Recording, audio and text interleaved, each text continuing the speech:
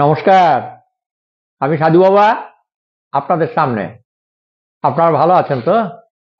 আশা করি ভালো আছেন। ঈশ্বরের কৃপায় ভালো থাকুন। ঈশ্বরের আশীর্বাদ মাথায় নিয়ে কাজকর্মে মনোযোগ দিয়ে আমাদের জপ ধ্যান অবশ্যই করে যাবেন, তাই না? জপ ধ্যান করলে শরীর মন সব ভালো থাকে, অনেক গুণের অধিকারী হওয়া যায়। করছেন তো? করুন। ধ্যান করলে কি হয়? ধৈর্য শক্তি বাড়ে, সহ্য শক্তি বাড়ে, শান্ত স্বভাব হয়, তীক্ষ্ণ বুদ্ধি হয় এবং একটা সুন্দর ধারণা তৈরি হয়। যে কোনো বিষয়ের উপরে যাই করুন না কেন, ধ্যান আর তার সঙ্গে ধারণা। দেখুন, ধ্যান জিনিসটা কেমন, আগেও বলেছি, আবারও বলছি। যারা ধ্যান করতে পারেন না বা যাদের ধ্যান করতে গেলে নানান রকম চিন্তা ভাবনা এসে জড়ো হয়, তাদের বলছি চুপ করে বসে থাকার অভ্যাস করুন। চুপ করে বসে থাকুন, সমস্ত কিছুকে মন থেকে সরিয়ে ফেলুন, শান্ত হয়ে বসুন, দেখবেন তাতেও আপনি ভালো থাকবেন। আর যদি ধ্যান কোনো একটা বিষয়কে নিয়ে ধারণা করতে থাকেন, সেটা সব থেকে ভালো হচ্ছে ঈশ্বরের ধ্যান করা, তাকে জানা, তাকে বোঝা, তার রূপ চিন্তা করা। তার জন্য দেবদেবী গুরুদেব এদেরকে স্মরণ মনন করে যদি সেই বিষয়ের উপরে বা সেই যে স্বরূপ তার চিন্তা করতে করতে একটা বিশেষ জায়গায় পৌঁছে যাবেন। যখন আপনি সেই বিশেষ জায়গায় পৌঁছে যাবেন, কোনো জিনিসকে ধারণা করতে করতে এমন একটা জায়গায় পৌঁছাবেন যেটা অসীম লোক, সেখানে প্রভূত আনন্দ। আর এই আনন্দ পাওয়ার জন্যই আমাদের এই সংসার সেই আদিকাল থেকে হয়ে আসছে জীবের মধ্যে। তবে মানুষ তার সংসার নিয়ে থাকে, আর অন্যান্য জীবরা তাদেরও সংসার আছে, তারাও বাচ্চা মানুষ করে, সবই ঠিক, কিন্তু তাদের সঙ্গে মানুষের বহু তফাৎ। যেমন মানুষের মধ্যে শ্রদ্ধা, ভক্তি, বিবেক, ভালোবাসা, চৈতন্য এগুলো রয়েছে, এগুলো অন্যান্য জীবের মধ্যে কম আছে, নেই তা নয়, কিন্তু সেটা কম আছে। আপনারা যদি প্রতিনিয়ত ধ্যান করেন বা ধ্যানের অভ্যাস থাকে, তাহলে আপনি ধৈর্য, সহ্য, শান্ত স্বভাব বিশিষ্ট একজন চরিত্রবান মানুষ হয়ে উঠবেন, এটা কিন্তু সত্য। আর তারও যদি একটু উপরে উঠতে পারেন, তাহলে দেবগুণে গুণী হয়ে যাবেন নিঃসন্দেহে। তাই বলি যে আপনারা ধ্যান করতে শিখুন এবং করুন। যদি সম্ভব না হয়, প্রথম প্রথম অসুবিধা হতে পারে, তার জন্য চুপ করে শান্ত হয়ে একটা জায়গায় বসুন এবং আপনি যে দেবদেবীকে ভালোবাসেন তার একটা ছবি রাখুন সামনে, তাহলে আপনার ধ্যান করতে সুবিধা হবে। আর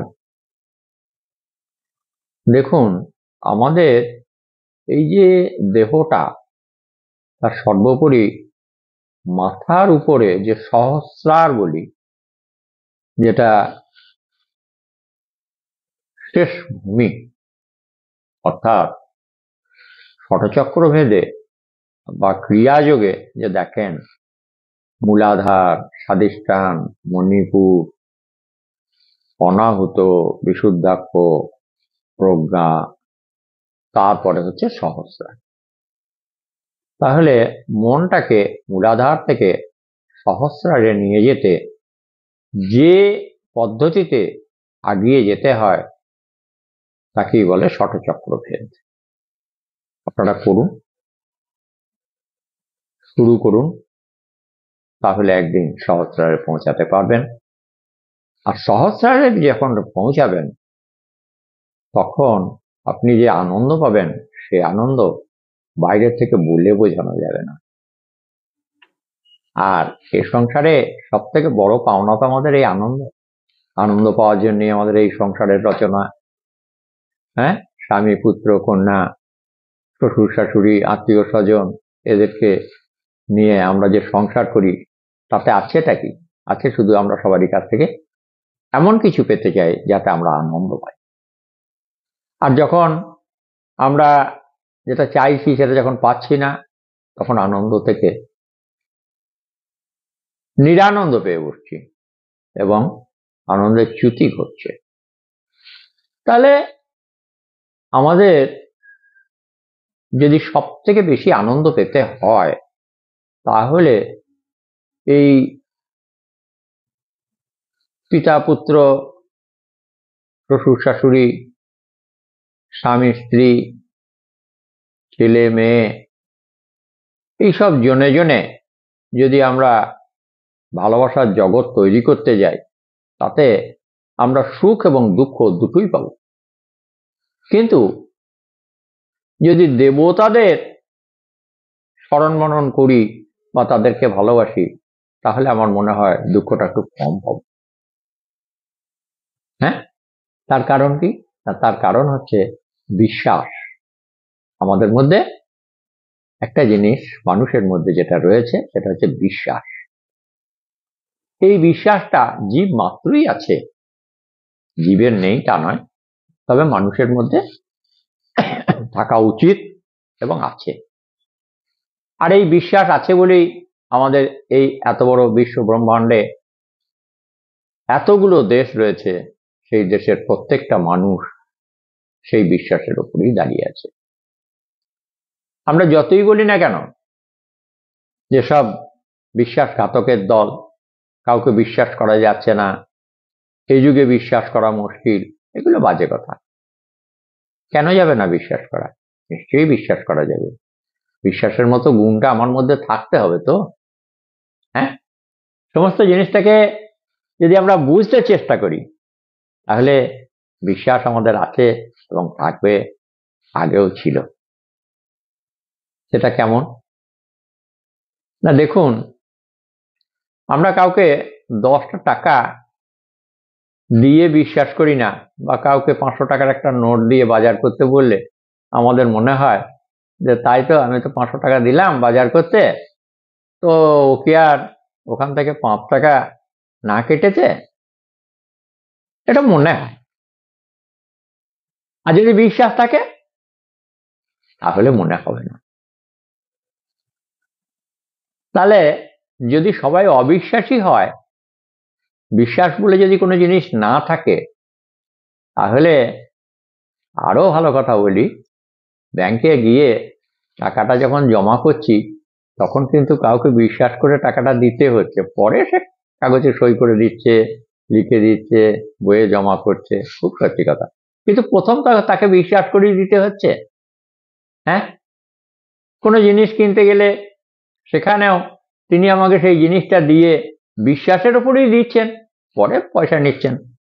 হ্যাঁ, তাহলে 10 মিনিটের জন্য বিশ্বাস করতে হচ্ছে, 5 মিনিটের জন্য বিশ্বাস করতে হচ্ছে। তাহলে বিশ্বাস না করে কোনো উপায় নেই। যারা ঈশ্বর বিশ্বাসী তারা বেশি মানুষকে বিশ্বাস করতে পারে, সমস্তটাকে বিশ্বাস করতে পারে।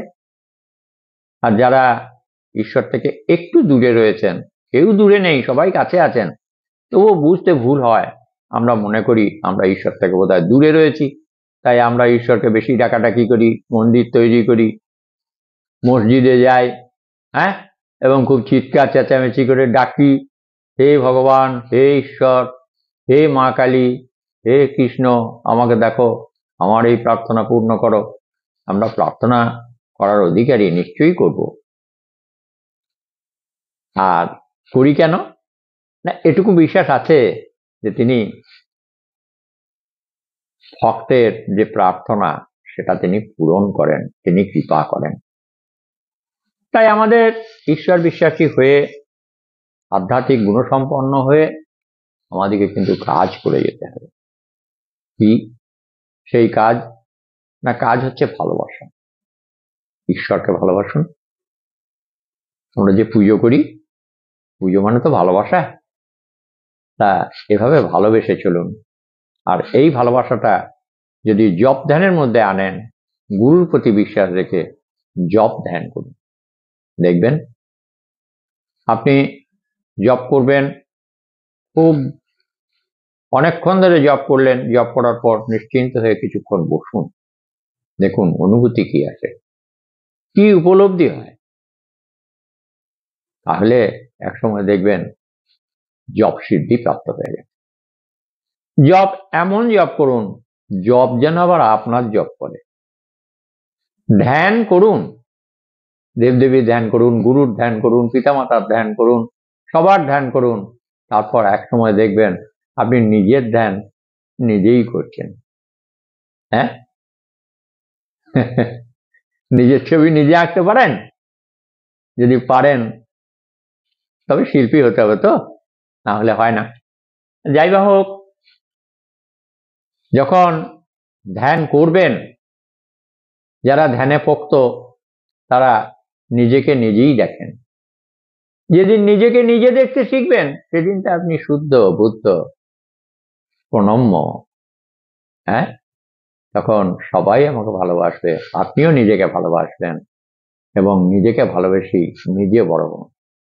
ধ্যান শেখা, ধ্যান করা মানে নিজেকে ভালোবাসা, নিজেকে তৈরি করা, শ্রেষ্ঠত্বের জায়গায় পৌঁছানো। যদি তা না হলো, তাহলে জীবনে বেঁচে থেকে লাভ কি? যদি তাকে জানতে না পারলাম, তাহলে তো কিছুই জানা হলো না।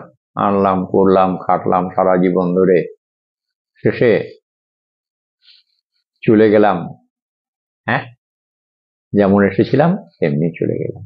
তাহলে কিছু করে যাওয়া হলো না।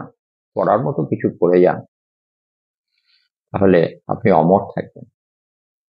আর এই অমর থাকতে হলে আপনাকে জপ ধ্যানের মধ্যে দিয়ে ক্রমশ এগিয়ে চলুন, আপনি নিঃসন্দেহে ভালো থাকবেন। আমাদের মাথার উপরে যে সহস্রার রয়েছে, বলতে বলতে ছেড়ে দিয়ে চলে গেলাম, অন্যদিকে মোটটা ঘুরে গেল। তো যাই হোক, আমরা যখন কাউকে বলি যে ঈশ্বর আছেন কোথায়, না মাথার উপরে, মানে কথাটা কি তারা ভুল বলে? আকাশ পানে তাকিয়ে বলে যে ওই দূর আকাশে দিকে? না, ঈশ্বর মাথায় আছেন, মাথার উপরে, তার মানে সহস্রারে। আমার কথাটা বোঝা গেল? ঈশ্বর মাথার উপরে, অর্থাৎ আমাদের যে উপরি অংশ, হ্যাঁ, এই সহস্রারে ঈশ্বর রয়েছেন। তুমি একটু চিন্তা করে কথা বলো, ঈশ্বর আছে মাথার উপরে, এরকম আমরা অনেক সময় বলে থাকি।